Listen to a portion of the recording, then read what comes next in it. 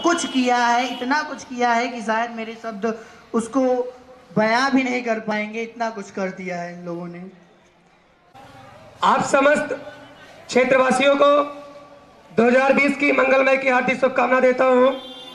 कुछ चंद लाइनें आपके सामने प्रस्तुत करना चाहता हूं, जरा गौर करके सुनिएगा। प्लीज आप लोग साइलेंट हो जाइए। भैया सब लोग क्या इसको बंद कर देते हो?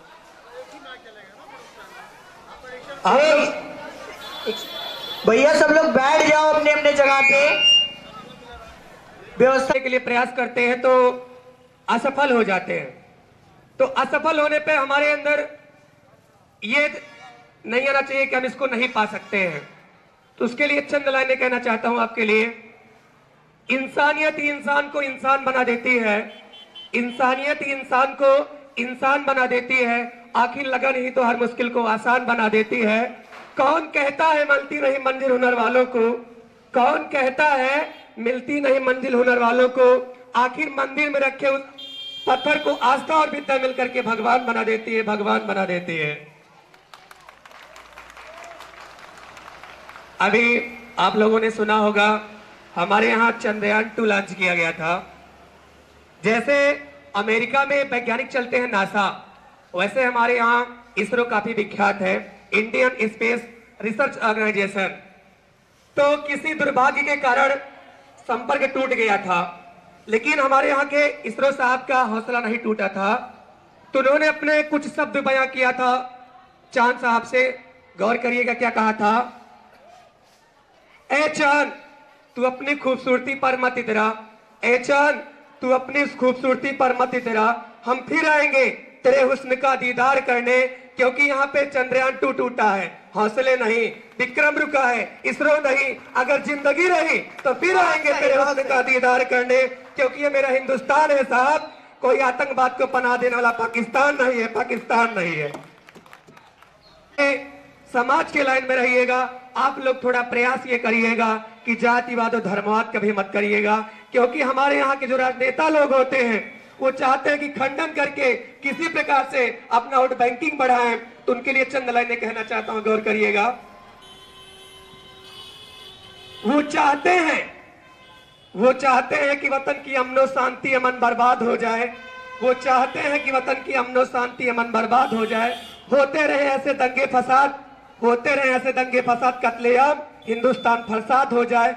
लड़े हिंदू और मुसलमान इन सियासतों के बीच, किसी तरीके से बेईमानी से हमारी जीत और वतन की हार हो जाए, वतन की हार हो जाए।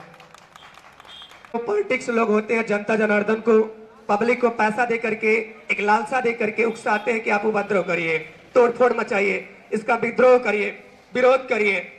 तो हमारे यहाँ की जो प्रशासन है वो तो कहीं ना कहीं, जिसकी गवर्नमेंट होती है तो उसका कहना मानना पड़ता है। तो 3rd डिग्री का इस्तेमाल किया तो लोगों ने कहा कि ये प्रशासन गलत है।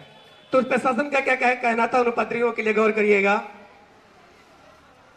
जब जले थे तेरे आशियाने तो मैं ही तेरे परिवार को बचाने आया था। जब जले थे तेरे आशियाने तो मैं ही तेरे परिवार को बचाने आया था। जब तू फेंक रहा था पत्थर उन नौजवानों के ऊपर, उसके बावजूद भी मैंने शांति और अमनों का पैगाम लेकर के आया था। उसके बावजूद भी मैं शांति और अमनों का पैगाम लेकर के आया था। तेरा ही नजरिया बदला मेरे प्रति, मेरा कर्तव्य बाकी था। मैं आज भी खाकी हूँ, कल भी खाकी था, कल भी खाकी था, क्योंकि तुझे तेरी औकात दिखाना बाकी था, भी औकात दिखाना बाकी था। जय हिंद, जय भारत।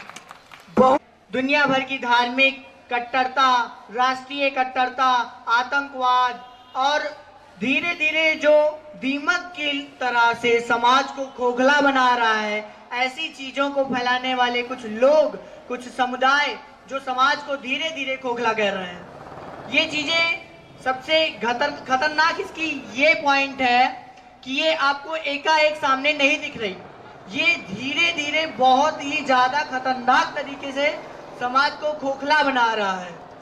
सर जी ने बहुत ही अच्छा मुद्दा उठाया जो कि समाज से रिलेटेड है।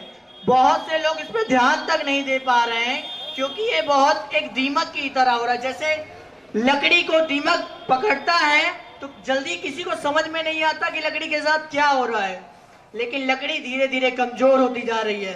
दुनिया भर की जातिवाद, धार्मिक कट्टरता राष्ट्रीयता में लोग पूछ रहे हैं कि दिखाओ कि तुम राष्ट्रीय हो कि नहीं हो। मैं किसी एक समुदाय की बात नहीं कर रहा हूं, ना ही सीएबी या फिर एनआरसी के जो पत्र आ रहे हैं उनकी बात कर रहा हूं। मैं बात कर रहा हूं जो लोग कहते हैं कि साबित करो कि तुम राष्ट्रीय हो कि नहीं हो। तुम एक निश्चित नारा, तुम जनगण मन, तुम वंदे मातरम जैसे गीत गाओ, अन्यथा तुमको देश विरोधी घोषित कर देंगे।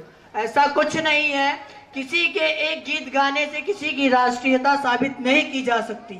क्या कोई एक आतंकवादी, कोई उग्रवादी, कोई ऐसा व्यक्ति जो राष्ट्र के खिलाफ कार्य करता है एक जनगण मन गा देगा, क्या आप उसको राष्ट्रीय मान लेंगे? मेरी नजर में तो मानना सही नहीं है। बहुत अच्छा बोला सर जी ने, धन्यवाद सर जी का।